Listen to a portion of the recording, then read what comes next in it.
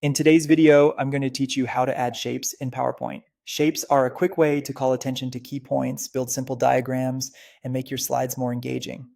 Let's walk through the process from start to finish so you can add, format, and label shapes with confidence. First, open Microsoft PowerPoint and go to the slide where you want the shape to appear. It helps to switch to normal view so you can see your slide and the ribbon clearly.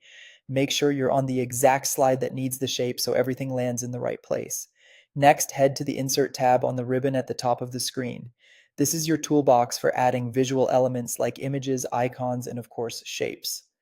Clicking Insert gets you ready to place something new on the slide. Now choose Shapes. When you click it, you'll see a drop-down menu with helpful categories.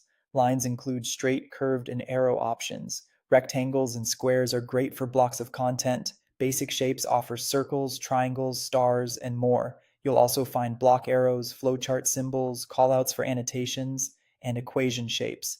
Pick the category and then the specific shape that fits your purpose. After selecting a shape, move your cursor to the slide, click and drag to draw it. If you want a perfectly proportioned shape, like a perfect circle or square, hold the Shift key while you drag. To resize, drag the corner handles. To rotate, use the rotation handle above the shape. You can reposition the shape by dragging it, and the smart guides that appear will help you align it with other objects. For precise placement, tap the arrow keys to nudge it. To customize the look, select the shape and go to the Shape Format tab that appears on the ribbon. Here you can change the fill color to match your theme, adjust the outline color, weight or dashes, and add effects like shadow, glow, or reflection. Subtle effects can add depth without distracting from your content. You can also set exact size and rotation values if you need consistency across slides.